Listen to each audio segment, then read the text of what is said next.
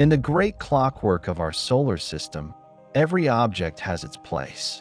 The planets move in their orbits with precision. Moons circle their hosts. Comets sweep in from distant reaches. But not everything that moves through space follows a simple path. Some objects ride gravitational currents, not free, not captive, but held in delicate balance between massive forces. Among them are the Trojan asteroids.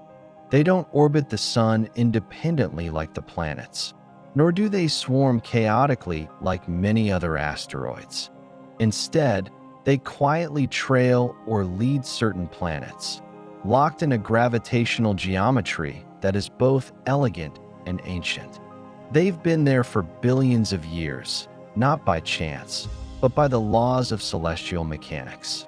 To the naked eye, they're invisible. They don't shine like stars. They don't blaze across the sky like meteors. But their story and their significance is profound. For within these small, seemingly unremarkable rocks lies a treasure trove of information about the early solar system, planetary formation, and perhaps even the origins of life itself. In 1772, mathematician Joseph Louis Lagrange proposed that within any two-body system, such as the Sun and a planet, there are 5 special points in space where the gravitational forces and orbital motion of a small third body can balance in perfect harmony. These are known today as the Lagrange points. 2 of these, L4 and L5, are especially stable. Positioned 60 degrees ahead of and behind the planet in its orbit around the Sun, these points create a triangular arrangement that maintains balance over cosmic timescales. A small object placed at L4 or L5 doesn't drift away. It gently oscillates around that point, like a pendulum hanging in midair. This unique gravitational choreography is what allows Trojan asteroids to remain in place for billions of years. They aren't tied to their planets by gravity in the usual sense, but rather by this orbital equilibrium. It is a natural symmetry, the universe at play with its own laws. The concept is deceptively simple, yet exquisitely precise. And in this mathematical elegance, the Trojans found their home. The existence of Trojan asteroids was a mathematical certainty long before a single one was seen.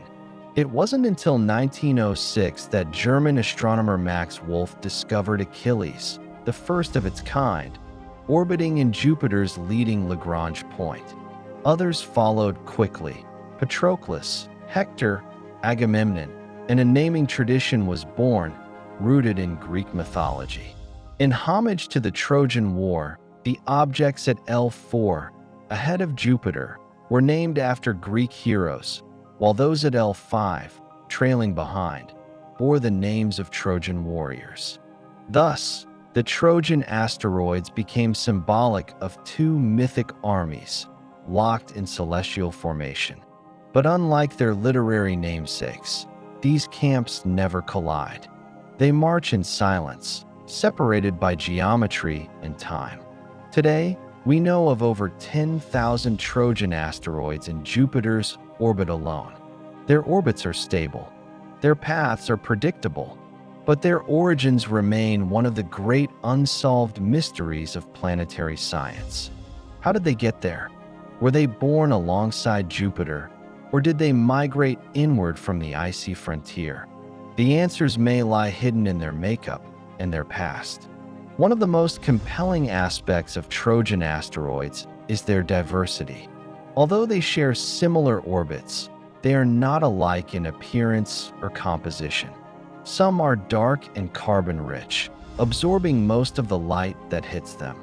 Others appear redder, indicating complex organic molecules. Some seem to have icy interiors hidden beneath dusty exteriors. Spectral studies suggest that many Trojans may have originated far from the Sun, perhaps even in the Kuiper Belt, a region of icy bodies beyond Neptune. If true, this would imply that Trojans were not born in place, but were instead captured, pulled into their current orbits during a chaotic reshuffling of the early solar system. These asteroids are not uniform fragments of a single shattered world. They are a museum of solar system history, each one carrying clues about different regions, temperatures, and conditions. In their variety lies a powerful scientific truth. The solar system we see today was not built in place. It was shaped by migration, collision, and gravitational choreography. Much of what we now believe about the early solar system comes from the Nice model, a theory named after the city in France where it was developed. According to this model, the giant planets, Jupiter, Saturn, Uranus, and Neptune, did not always sit where they are today. In their youth, they migrated, pulled by gravitational interactions with a disk of leftover material. As these planets moved, their gravity reshaped the solar system, scattering debris and capturing objects into stable orbits. Jupiter, in particular, may have captured its Trojan swarms during this violent migration. In doing so, it froze a record of the past, one that survives today in the form of these asteroids. If the Trojans were indeed captured during planetary migration, they could contain samples of material from regions of the solar system that would otherwise be unreachable. Some may even hold the same water and carbon-rich compounds that, elsewhere, gave rise to oceans and life. To unlock these secrets, we must go to them. In October 2021, NASA launched Lucy, the first mission designed to explore the Trojan Asteroids. Named after the famous hominid fossil that helped unlock the origins of humanity, Lucy's mission is to do the same, but for the solar system. Over a 12-year journey, Lucy will visit 8 different asteroids, including 7 Trojans and 1 main belt asteroid for comparison. It will fly past both the L4 and L5 camps, taking detailed measurements of shape, surface, composition, and internal structure. Among its targets is Patroclus, a rare binary, 2 asteroids orbiting each other, possibly captured together.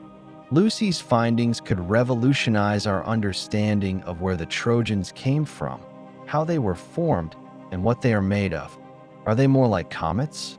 Or do they share characteristics with the outer planet's moons? Do they contain ice, organics, clues to prebiotic chemistry? Every flyby will provide a piece of the puzzle. Trojan asteroids may seem like a scientific curiosity, but they are also strategically significant. As humanity pushes deeper into the solar system, asteroids could serve as resource hubs, places where we might mine for water, metals, or even construct way stations for deep space missions. Their stable orbits make them ideal for rendezvous and return. Understanding Trojans also improves our planetary defense models. The better we grasp the dynamics of small bodies and gravitational resonance, the better we can predict and perhaps deflect potential threats to Earth. In time, we may land on Trojans. We may anchor spacecraft there. We may build observatories in their orbit, far from the interference of Earth's environment. But before we can do any of that, we must understand them, and that starts with Lucy. 8. A final reflection, timekeepers of the cosmos. Trojan asteroids are more than just rocks. They are witnesses. For over 4 billion years, they have orbited silently, untouched by the chaos that shaped planets and moons. They have not changed much, and that is precisely why they matter. They remind us that in the vast, dynamic universe, some things endure, not because they are powerful, not because they are fast, but because they found balance. In their quiet, persistent orbit, the Trojans are a metaphor for patience, for preservation, and for the unseen harmony in a chaotic world. In every sense, they are timekeepers, carriers of memory, holders of secrets, And as we finally turn our eyes and our spacecraft toward them, we do so not just to learn about rocks in space. We do so to learn about ourselves and the long, improbable journey that led from dust to life.